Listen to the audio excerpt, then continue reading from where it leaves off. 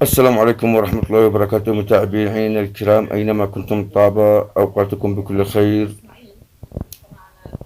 بث مباشر مباراة نادي النصر السعودي ضد نادي استقلال دوشنبه اليوم في دوري أبطال آسيا المجموعة ها، وستنطلق المباراة في تمام الساعة 7 من مساء اليوم الثلاثاء بتوقيت مكة المكرمة واليمن والعراق وسوريا، الموافق 5/12/2023 ميلادية. التوقيت الساعة 7 مساء اليوم الثلاثاء بتوقيت مكة المكرمة.